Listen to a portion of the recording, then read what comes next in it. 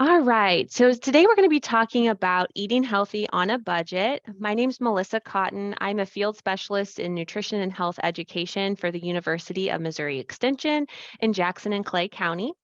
So today we're going to be talking about the 3 P's of eating healthy on a budget. Those P's stand for planning, purchasing, and preparing. We're going to kind of start with planning and go from there. Planning or thinking about what we're going to prepare or cook in our house throughout. Oh my goodness, I'm gonna have to start over. Sure, I got all tongue tied there. Okay, backing up, backing up. I'm sorry. Take two. Let me grab a drink. All right, starting again. Okay, today we're going to be talking about eating healthy on a budget. My name's Melissa Cotton. I'm a field specialist in nutrition and health education for the University of Missouri Extension in Jackson and Clay County. Today, we're going to cover the 3 P's of eating healthy on a budget. Those P's are planning, purchasing, and preparing. So we're going to start off with planning. It's a very simple idea, planning what you'd like to prepare for the meals ahead of time and using that to drive what you buy at the store. However, we often struggle with this for a number of different reasons. Sometimes we're just trying to do too much at one time and we get overwhelmed and we just scrap it all. Other times we're really focused on what recipes we're going to make, or we're trying to incorporate a lot of new recipes. And again, we kind of get overwhelmed and just stop trying. Another thing I see is that we tend to overcomplicate what a healthy meal looks like. It doesn't have to be super complicated. And so hopefully today's presentation will help take some pressure off of that. Remember, eating healthy on a budget doesn't have to be an all or nothing thing, and recipes aren't really a great starting place, but they are still really important to keep food fun, to try new things, to keep your family interested. But we don't want to use these at the beginning. They have a place a little bit later in the planning process. We also want to think about, using up food before it goes bad and trying to make this as stress-free as possible. So when we plan meals the week ahead, or maybe it's 2 weeks for you and your family, or even a month, you really have to find what is realistic for you. I like to plan meals the week ahead. That's a good chunk of time for me.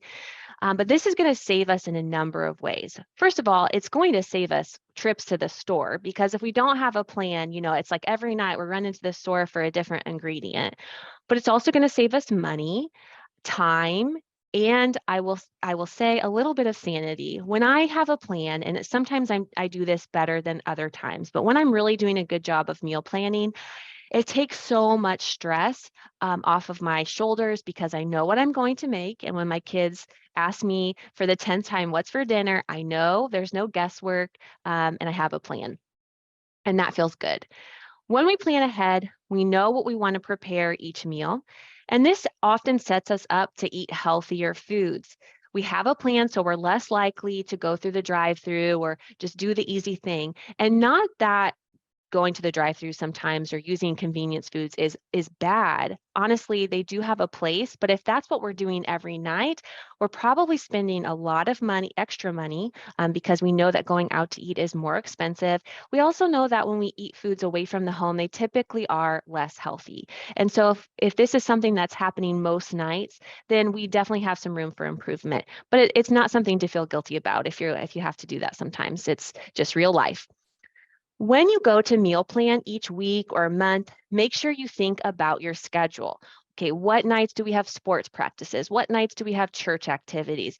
Really think through that and allow yourself to choose simpler meals for those busy nights so that you can still have a plan and not feel a lot of stress from those days. We don't want to choose the most difficult recipes or dishes for that night. As you're building your plan, you have to keep those health goals in mind. And this is going to be different for everyone. An individual who has diabetes, their meal plan is going to look differently than someone who doesn't have diabetes. A family with children in the home, their meal plan is going to look different than those who don't have children.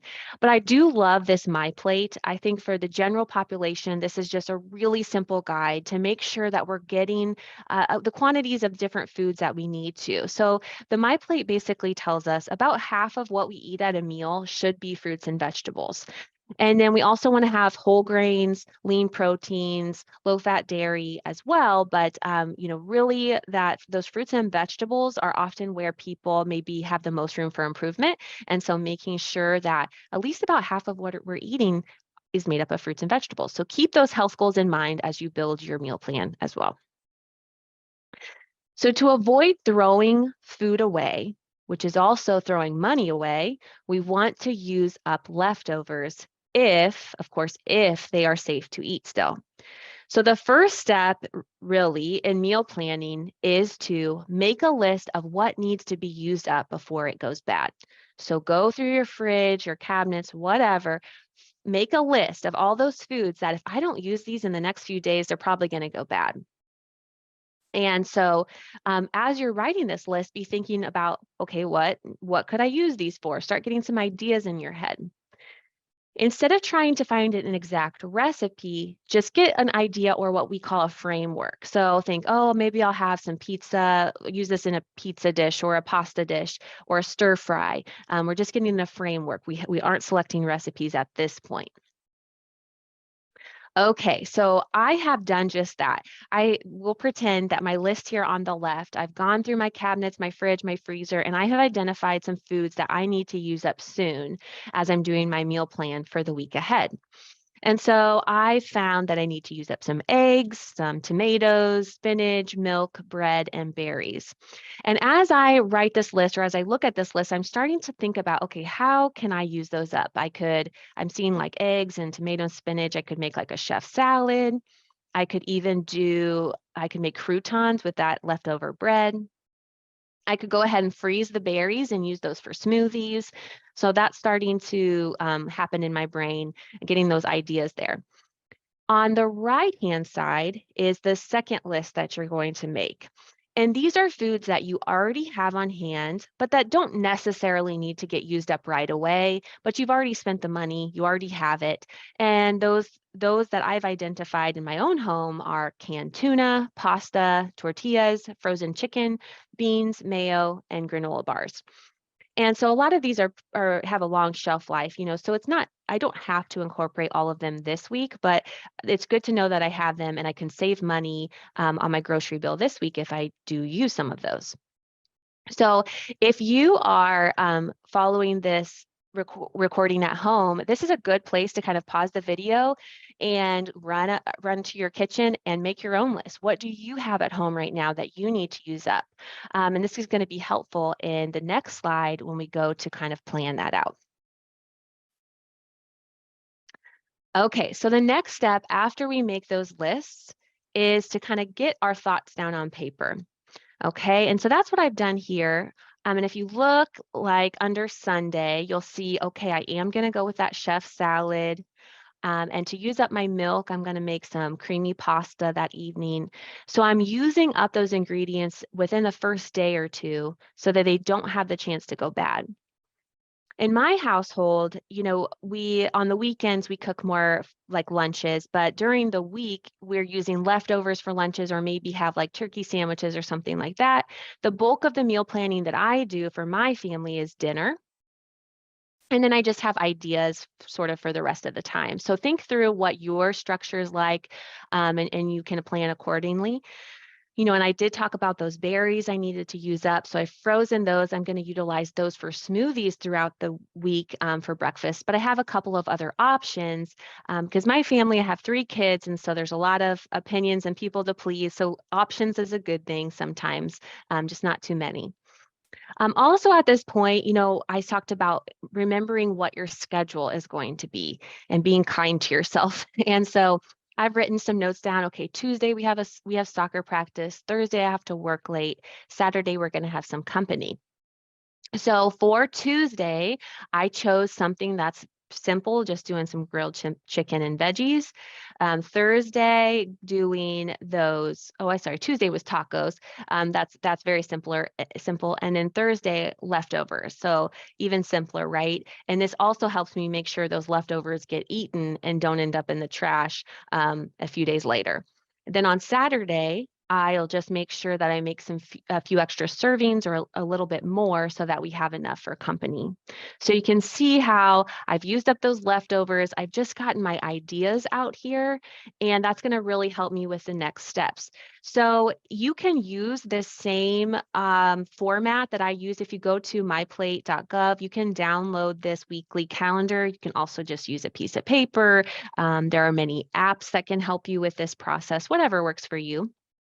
But you can kind of go ahead and write that out utilizing those lists that we just made.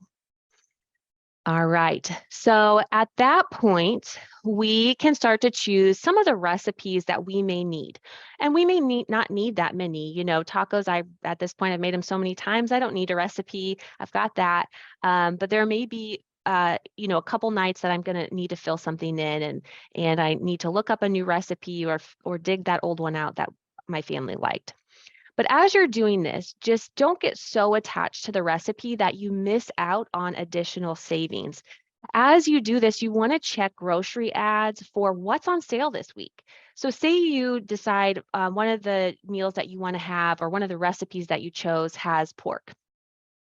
But you look at the grocery ads and you're seeing that there are some really good deals on chicken. Well, can you substitute the chicken in for the pork for that recipe? That may only save you $2 for one meal, but if you're doing this all the time, all of those $2, $3 savings, 50 cents here and there, that definitely adds up in a year's time. So check those ads as you build your plan and as you select your recipes, and just have that little bit of flexibility within your recipes that you choose. You can organize your list based on store layout. We really want to do, when we're thinking about healthy eating, we really want to shop the perimeter of the store. That's where we're seeing a lot of the whole foods, the dairy, the lean meat. It's typically in those inner shelves of the store that we get more of those processed foods, which are definitely okay to incorporate in our diet, maybe just not as much or not as often. And meal planning does take time, but if you utilize your plans and maybe get in a rotation of like, okay, every 5 weeks I rotate the meal plans, you can copy these for future weeks so that most of the work is done and you just kind of have to make your grocery list. That is something you want to think about if you would like to be super efficient in this process. Okay, so then the next, again, the next step here as we're selecting our recipes, we're checking our ads, is we have to make a grocery list of what else do we need. Okay, so we have those things that we already have on hand, but more than likely we're going to still need some items from the store. So make that list, and then of course we have to remember to take it with us. And again, as when I teach this class out in the community settings, a lot of people tell me about many great apps that are out there that they like to use that can help them search for additional savings. So if you are an app person, this would be a good thing to check out. So important to talk about reducing waste, and why I keep emphasizing the idea of looking in your cabinets about what you need to use before it goes bad. On average, a family of four wastes about $1,500 a year on food that they're throwing away. So one of the biggest ways that we can save money on groceries is to throw away less. So in the United States, the food waste is estimated at between 30 to 40% of the food supply. And that is a shocking number. I think in 2010, they found that $161 billion worth of food was thrown away in the United States. And so, we want to do our part in trying to lessen this. So when you buy something new, we want to use the old first. So first in, first out. So if you find a sale on beans and you have a couple beans left, cans of beans left in your pantry, and say you bring home 4 more cans because you've got a good deal at the store, just making sure that you put those behind the older cans, and you select those older cans first when you're ready to cook some beans. So first in, first out, that's going to help us make sure that we're using those things that we bring in the home. choosing a day each week to eat leftovers. And you saw earlier that I did build that into my plan. Sometimes I'm better about that than others. Some weeks there's not a lot of leftovers, but use those up and be creative sometimes about how you use those. So if you find that you routinely are throwing away same foods, like, oh, I'm always throwing away bananas, we never eat them in time. Well, think about what could you do with those bananas? Get a little creative.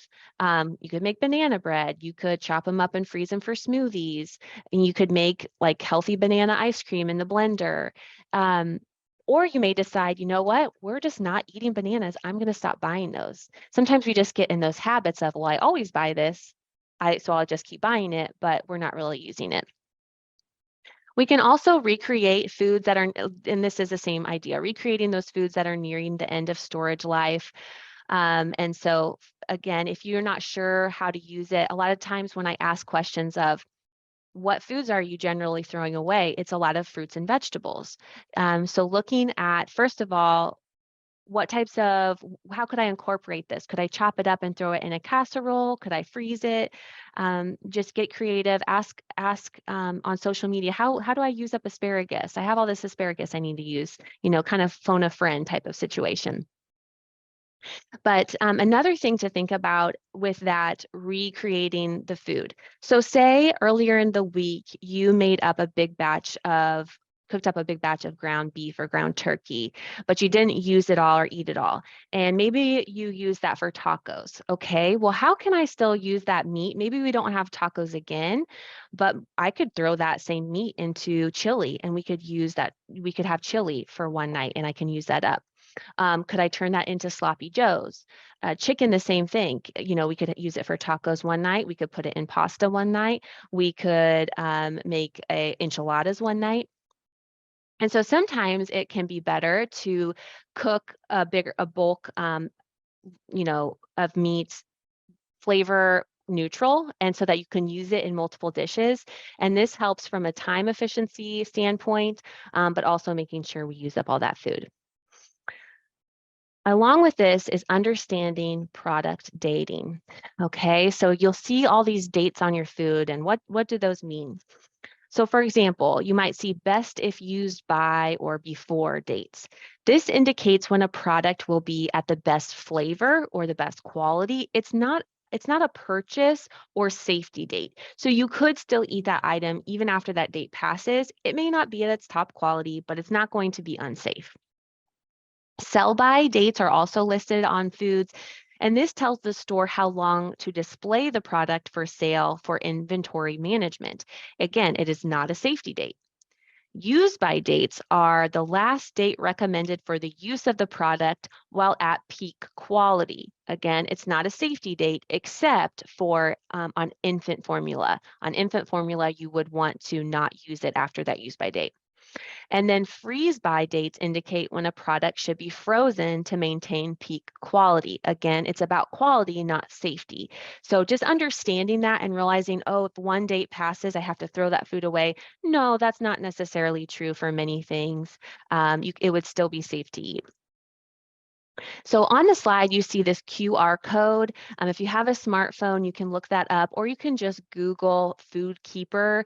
And there are many different apps or websites that you could look at, but finding out how to best store your food, particularly produce, is going to save you a lot, because produce is what goes bad so quickly. It has sometimes a short shelf life if we're buying fresh.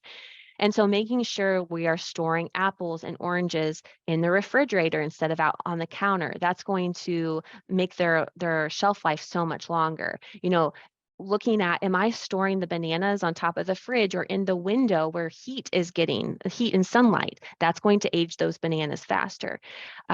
Storing onions away from most other things is going to help, because certain produce emits like a gas that ages other food quicker. And so this can be really helpful in elongating the shelf life of many of your foods. Final note, when in doubt, throw it out. Okay. So as you're getting used to this, and every once in a while we have a busy week and we're like, how long has this chicken casserole been sitting in the fridge? And you're not sure. When in doubt, throw it out. It's probably not worth getting yourself sick over. But the more we can stay on top of these other points on the slide, the less often that's going to happen, right? Okay. So here are some purchasing tips as we are, we've made our plan, we're going to purchase, some things that we want to think about when we're in the grocery store. Again, these are fairly simple, right? But are we doing them? That's the question. So it may be this is just a good reminder of how to get back into the groove and save ourselves some money. First one is stick to your grocery list. My hardest thing is remembering to take the grocery list with me. So taking a picture of it sometimes is helpful in case I forget to pick up the piece of paper, or utilizing those apps or other resources for creating a list. But we are exposed to so many marketing schemes and things at the store. We have a lot of impulse purchases that occur. And so the more that we can stick to the grocery list, the more we're going to stay on budget. Buying in bulk is another great money saver if you can use it all in time. And again, this is an opportunity for you to get creative and adds to the importance of making that plan ahead of time. Because a 3-pound bag of apples is much cheaper per apple than if you just go and pick out a couple green ones and a couple of red ones. A 10-pound package of beef will be quite a bit cheaper per pound than a 1-pound package of beef, or even a 3-pound package of beef. So we just have to take the time to separate that out, and kind of maybe cut that 10-pound beef into 10 1-pound packages or 5 2-pound packages, put it in a Ziploc bag, put the what we don't need right now in the freezer. But over time, we have saved quite a bit of money. And the more that we're doing this, the more savings that there is. But definitely ask yourself, am I going to be able to use this all before it goes bad? Or do I have time to go to the work of separating it all out? Because we don't want to end up throwing it away. We're just throwing money away when we do that. Buying generic, this is probably fairly common sense, right? But buying generic, we sometimes get used to, well, I always buy this brand of yogurt. I always buy this brand of ketchup. But we can save ourselves quite a bit of money if we buy the generic form, or at least try it and see if we're okay with the flavor. Now, I say that generic is cheaper. You always want to check, because if sales are going on, or sometimes, I'll give an example. I've gone to the store sometimes to get whole wheat tortillas, and I find that sometimes the name brand is cheaper than the store brand. So go ahead and check, but more than often than not, the generic will be cheaper. Buy closest to whole form. This is really key when you are in the produce section. The more convenient it is, the more chopped up or processed it is, the more we pay for it, because we're paying for the convenience. So whole carrots are typically cheaper per ounce or per pound than shredded carrots, or than baby carrots or carrot coins, because those carrot coins and shredded carrots and baby carrots, they've all been processed. So we have to pay for that. Someone or something had to do that. So if you are okay with cutting up those carrots yourself, you will save money. But we do have to be honest with ourselves. So for me, I like to buy the baby carrots. So it's just a little bit more. So I'm losing a little bit of money savings, but I know I'm much more likely to eat those carrots for snacks, because I just don't like cutting the big ones. But then on the other hand, when it comes to lettuce, I never buy it pre-chopped, because I'm perfectly happy to do that. We all have those things, those preferences, and we have to weigh out the convenience or versus the cost, and decide what's best for us on each item. And we may have one or two where we spend a little bit extra for the convenience, but we have others where we save. And this goes again too with, like, if we're thinking about protein sources, the whole chicken, if we buy a whole chicken, it's generally cheaper per pound or ounce, whatever it's measured in, than a bag of chicken breasts or a bag of chicken legs. However, we have to, do that work of deboning the whole chicken. So again, just making those choices, and it may be different week to week. And then finally, stocking up when it's on sale. So take, as much as we want to stay with the list, we also want to be aware of when there's an opportunity to stock up on something that's on sale. When we're at the store, we see it in the ad. If we know it's a food that we're commonly using, that would be a good thing in most cases. Some additional tips are to utilize canned and frozen options. When we think about fruits and vegetables, a lot of people are in the mindset that fresh is best all the time. That's not necessarily true. If fresh is not in season, it may not have as many nutrients as canned and frozen. It's going to be more expensive. So it's actually sometimes better when items aren't in season to buy their canned or frozen varieties. And we can save ourselves a lot of money by doing this. We also cut out some work because often canned and frozen foods are already chopped up and for us. And so this can make it easy to throw it in a soup, throw it in a casserole, or have it as a side dish. There are some things that we want to look out for, of course. So with canned items, a lot of times sodium can be really high or added sugar if we're thinking about fruit. So for fruit, we would want to purchase canned fruit in 100% fruit juice. For vegetables, we could look for low sodium options or no sodium options. If you can't find those, if you just open the can and get a colander and strain out the juice, that's going to take a lot of the sodium away. I would also rinse it off with some cold water as well. It's not going to take all the sodium or sugar away, but a good bit of it. And you can do the same with beans as well. Frozen, kind of the same thing. We want to flip that bag over, look at the ingredient list, make sure we're only getting strawberries or only getting broccoli and not some extra salt or cheese sauce or sugar. And that's going to be a healthy option as well. So feel free to use those and you don't have to feel guilty about it. You get a lot of good nutrition from the canned and frozen options as well. Try not to go, and we hear this a lot, don't go to the grocery store when you're hungry. You're going to want to buy more foods that aren't on your list. And as a mom of three, I will say too, if you can go to the store by yourself, the less people that are there saying, hey, I want this, I want that, that's going to be a big money saving. I was just at the store yesterday with my kids, and we definitely walked away with a few things that were not in the plan, but so that reminded me, yes, going shopping alone when I can is always a win. Now, as far as coupons, we have folks that really like to use coupons, and that's great. If you have the ability, the time to do that, you can save a lot of money.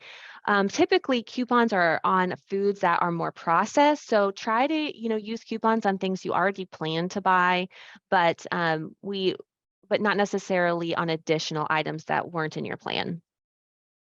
Just one meal a week that is meatless can save you big over time. So utilizing other protein sources, beans, legumes, nuts, seeds, eggs, for your protein sources instead of meat, just one meal a week can definitely save you money. Don't forget that your freezer is your friend. You can freeze so many things. One of our purchasing tips was stock up when it's on sale. Okay, well, in order to keep those from going bad so we don't throw away food or throw away money, we can use our freezer. If we get a good sale on bread or tortillas, those items freeze up to about 6 months. In that it can freeze longer from a safety perspective, but for quality, you wouldn't want to leave it in there much longer than 6 months. Fruit, like if I have scraps of fruit that haven't gotten eaten, I'll put them in a Ziploc bag and use those for smoothies later. If I have a bag of spinach going bad, I throw that in the freezer and use it for smoothies or for scrambled eggs or pasta. So, utilizing your freezer, if you're not sure, look it up. The thing with this is we really want to label when we put this in the freezer and maybe even what it is. Because we can easily lose track. So use that storage food tracking app to know how long it's okay to be in there. And don't forget to label it once you throw it in. And then the final purchasing tip is to check the unit price. Okay, this helps us to compare similar foods or foods in different size containers. And often unit prices are listed for us in many grocery stores. If you're looking at the price tag, it's usually up in like the left or right hand corner. But there are some stores or times where you can't find that, and it's very easy to figure it out yourself. So if you look at the example here, we have this can of pears. It's a 12-ounce can. It costs 80 cents. Well, if the price tag doesn't tell us how much we're paying per ounce, we can do the math ourselves. We just take the price, which is 80 cents, and divide it by the number of ounces or whatever unit it's measured in. So in this case, it was 12 ounces. So we can see that this costs us about 7 cents an ounce. So what do we do with that information? Well, maybe I'm trying to decide whether I want to buy this can of pears or a can of peaches at a different price so I can compare the pears and the peaches. Or maybe I'm deciding between this 12-ounce can and a 24-ounce can and which is the better buy. Or maybe I'm trying to decide if I want to buy fresh pears or canned pears or frozen pears, and I can compare the unit price across all three and make the best purchase. So here are a couple additional opportunities or ways to practice this. So let's pretend we're looking at a box of pasta. So in the yellow there, we see a 16-ounce box of pasta is $2.50, or a 32-ounce box of pasta is $3. So if we take $2.50 divided by 16 ounces, we get 15 cents an ounce. Okay, and then we can compare that to the 32-ounce box. $3 divided by 32 ounces is 9 cents an ounce. Well, I know I don't have to cook all that pasta at one time, right? I can cook half of it, and then a couple weeks later, I can cook the other half, and it won't go bad. So the 32-ounce box would be the best purchase for me because I know I'll use it in time and it's cheaper per ounce. Okay, so that's a great way to save money throughout the store as well. So along with grocery shopping, we want to think about nutritionally, how can I get the most for my money? The easiest way to add oomph to your meal and dollars to your pocket is by purposefully using less expensive foods in your meal prep, but we still want to use real foods, foods that are going to give us a lot nutritionally. And so the next few slides talk about some of my favorite frugal foods. So first one is eggs. And this, we've seen so much variety in the price of eggs in the last several months because of the avian influenza. So eggs got really expensive there for a while, and now that's kind of coming back down, thankfully. But eggs are a great source of protein, and they are usually very cost effective. So they're very affordable. And so this is a really good frugal food. I know though, when the price was high, we were kind of trying to turn away from that, but utilizing eggs in our diet, this could be a good time if you want to do one meatless meal a week. Using your eggs would be a great idea. Potatoes is another one. Potatoes are really good for us nutritionally. Sometimes they get a bad rep. But they're high in fiber, they're a good source of vitamin C and potassium, and we can do so many different things with them, and they're very affordable. And then alongside that are rolled oats. So if you buy the big container of oatmeal, that's going to be very affordable per serving, cheaper than if you buy the individual packets, and also healthier because those individual packets often have a lot of added sugar. But oatmeal, again, you can do so much with this, throw it in smoothies, eat it as is. We like to make these little, I call them protein balls or energy bites for healthy snacks throughout the day, getting a good dose of fiber there and some whole grains as well. Continuing on, if you aren't someone who drinks milk a lot and you have a hard time getting through it before it goes bad, you could try non-fat dried milk, and you would mix it with liquid when you're ready to use it. In many cases, like if you were wanting to drink it, I would encourage you to chill it beforehand. But it's great for cooking, and the shelf life is a lot longer. Beans are such a frugal food. You can buy them canned or dried. Just like canned vegetables, we do want to watch out for that added sodium. So trying to buy no or low sodium options or using that drain and rinse method is going to get a lot of that salt off. Good source of protein, good source of fiber, very affordable. And we have peanut butter next. This is an okay source of protein, but it's a healthy fat and quite affordable. It's one of my favorite foods, so it had to make the list. Can't go a day without eating peanut butter, honestly. And then canned tuna, or I will say maybe even canned chicken. It just depends on the store, on the price, if you're getting it on sale. But both of those things have a really long shelf life, and they can add a lot of quick and easy protein to a meal. Canned tuna especially is quite affordable, very frugal, and we can use these in many ways. And finally, we have plain Greek yogurt. This is another one of my favorites from the list. We use this so much in my house in place of sour cream to top like tacos or chili. Also, more on the sweet side, like for parfaits or in smoothies. Plain Greek yogurt is very frugal. It's very high in protein. And so that's a great one that you can incorporate. Canned or frozen fruit. I spoke about this enough earlier, but just it definitely has to make the list. This is a really good way to save. Canned or frozen vegetables as well. And then brown rice and whole wheat pasta, very low cost, higher fiber content as they're whole grains compared to the enriched forms of those foods. So healthy food or healthy eating, it gets a bad reputation a lot of times. I hear so much, I would try to eat healthier, but it's so expensive. Well, my argument is honestly, food in general is expensive. And so it really comes to what's the priority? Do we want to feel good? That type of thing. And so this was created, this is like, what am I going to say? Current information. Okay. I just looked at these prices recently. And what I found was that for $14, I could buy a package of cookies, a bag of chips, a 2-liter soda, and a half gallon of ice cream for about $14. Or that same amount of money, I could buy 4 bananas, a 3-pound bag of apples, a bag of frozen broccoli, a bag of carrots, some applesauce, orange juice, and a jar of peanut butter. Looking at that list and thinking about what would keep me full longer, what would make me feel better, which side wins? Well, definitely the side on the right.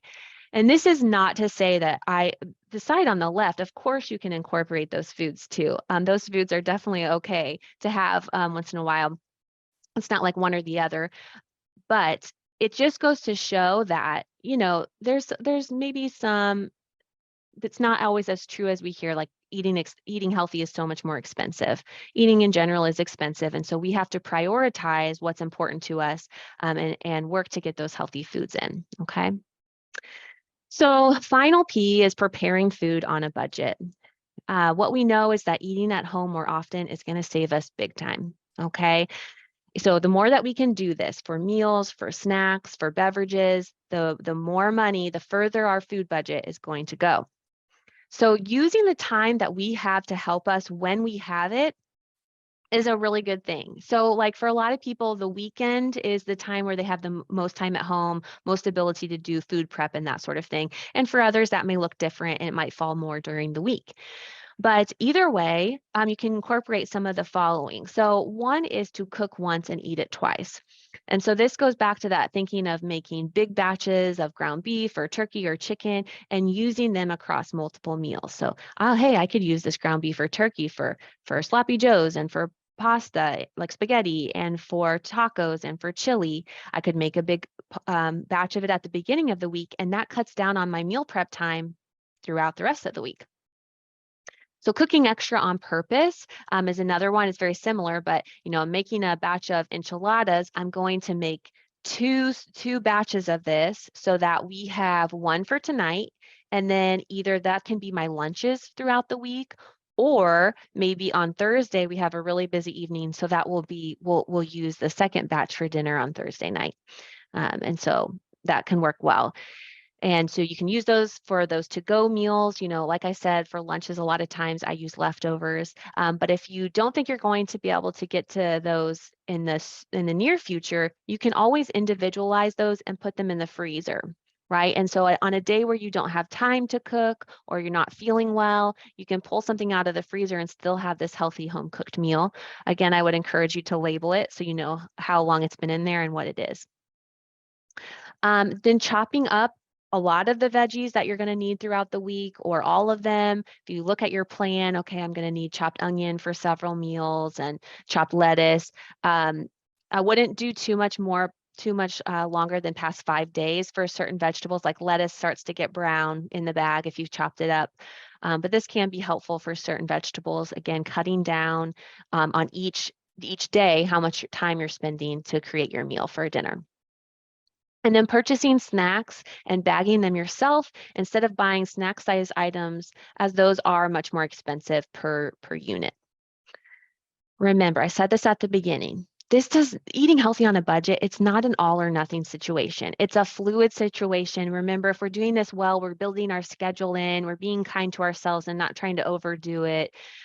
So start small. This could look like just eating 1 to 2 fewer meals per week at restaurants to save money. It could be getting coffee out 1 to 2 times less per week to save money. It could maybe just be, I'm going to start cooking one more meal at home, instead of taking things away, one more meal at home this week. So just start small, get going there. And then often what happens is we see a domino effect and we adopt something else, another good habit into our schedule. Along with preparing food on a budget, more from the health standpoint, some things that we can do when we're preparing food is there are ways that we can decrease fat, as particularly when we're using like a packaged meal. So say we're making some hamburger helper or something like that, some macaroni and cheese. A lot of times those types of food, they call for butter or margarine, and we can usually get away with just using half of what's recommended. So thinking about macaroni and cheese, and sometimes this is on the box, the typical recipe calls for 4 tablespoons of butter. And then sometimes they'll say for a lighter version, just use 2. Yeah, that you can really use that method in so many of those boxed foods. So you try using half the butter, see if anyone notices. You'd probably be just fine. Draining and rinsing your meat. Now you don't want to do this probably like down the sink, but I will often save like empty containers and drain the meat into that and let it get a little harder, and then I'll throw it away in the trash.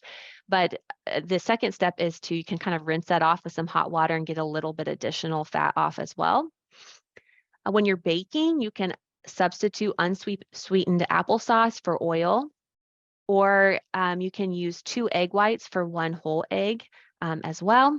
And, again, just in case prices of eggs go back up, another thing you can do in baking anyway is you can substitute 1/4 a cup of Greek yogurt for 1 egg in recipes. So